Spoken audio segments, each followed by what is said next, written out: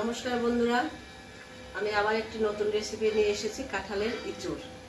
দেখো ইঁচড় কিভাবে রান্না করতে হয়, অনেকে গাছ পাঠা বলে, তো আমি আজকে তোমাদেরকে রান্না করে দেখাবো, তোমরা দেখতে থাকো।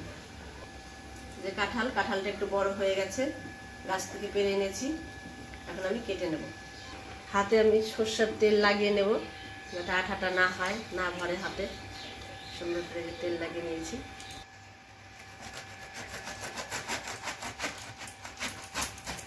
কাঁঠালটা একটু বিচি হয়ে গেছে, আরো আগে কাটার দরকার ছিল। আমি পিস পিস করে কেটে জলের ভিতরে রেখে দেব, আঠাটা কমে যাবে।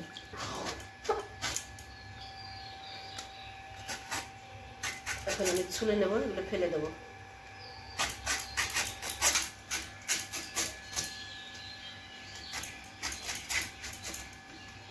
আমি এই মাঝখানের শীটটাও ফেলে দেব।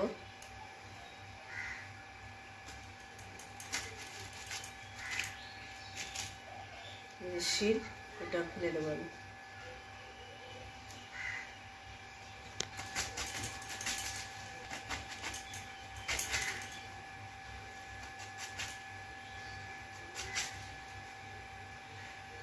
সম্পূর্ণ কাঁঠালগুলো কেটে নেব। কাঁঠাল আমার কাটা হয়ে গেছে, এখন আমি দুটো আলু কেটে নেব। আলু সুন্দর করে ছুলে নেব।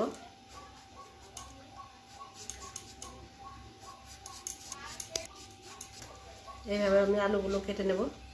আলু আর কাঁঠাল আমার কাটা হয়ে গেছে, আমি এখন ভাপিয়ে নেব একটু, আর কাঁঠাল সিদ্ধ করে নেব। দিয়ে দেবো একটু লবণ, ঢেকে দেব। কাঁঠাল ওইদিকে সেদ্ধ হতে হতে আমি কি কি উপকরণ লাগবে সেগুলো আমি বেটে নেব।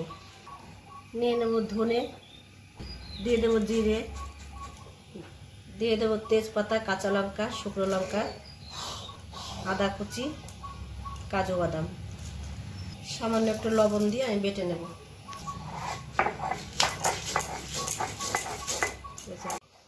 বন্ধুরা বা দিদি ভাই, তোমরা এখানে পেঁয়াজ রসুনও দিতে পারো, আমি পেঁয়াজ রসুন দেবো না। আমি এখন ঢাকনাটা তুলে নেব। আমার সিদ্ধ হয়ে গেছে, আমি এখন নামিয়ে নেব। ঝুড়িতে ঢেলে করবো জল ঝরার জন্য। কাঁঠালের ভিতরে আমি দিয়ে দেবো পনির, তার জন্য আমি তেল দিয়ে পনিরটাকে আগে ভেজে নেব।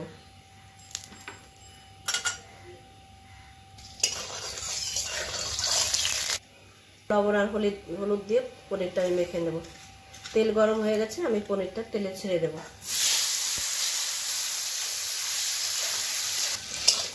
পনির আবার ভাজা হয়ে গেছে, এখন আমি তুলে নেব।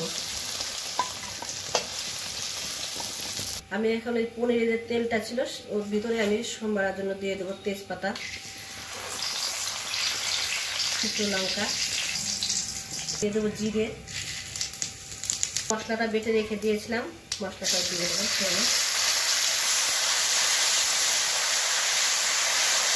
দিয়ে দেবো লং এলাচ।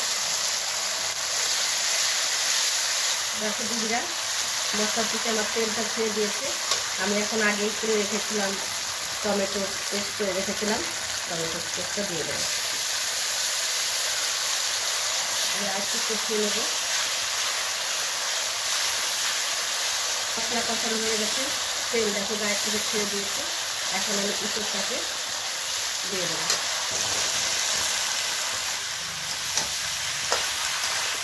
এখন আমি মশলার গায়ে লাগিয়ে দেবো ইঁচড়ে। দিয়ে দেবো পরিমাণ মতো লবণ, পরিমাণ মতো হলুদ। কষানো হয়ে গেছে, যেহেতু আমার আগে থেকে সেদ্ধ করা ছিল, জলটা অল্প পরিমাণে দেবো।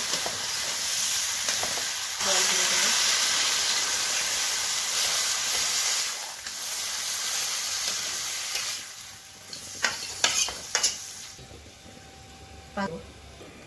ঢাকনাটা আমি তুলে দেবো। এখন নেড়ে দেবো একটু। আমি যে পনিরগুলো কেটে রেখেছিলাম এখন ইঁচড়ের মধ্যে দিয়ে দেবো। বন্ধুরা, এইভাবে তোমরা বাড়িতে ইঁচড়ের তরকারি রান্না করে দেখবে, খেয়ে যদি ভালো লাগে তাহলে আমাকে কমেন্ট, লাইক এবং সাবস্ক্রাইব করে জানাবে। আর তোমরা কে কোনভাবে রান্না করো আমাকে জানাবে, আমি সেইভাবে রান্না করে আমার চ্যানেলে দেখার চেষ্টা করব, দেখানোর চেষ্টা করব। জানি না বন্ধুরা কে কোথা থেকে দেখছে আমার এই রান্নাটি, আমাকে একটু কমেন্ট করে বললে আমি খুবই আনন্দিত হব। নামানোর আগে আগে আমি দিয়ে দেবো একটু চিনি,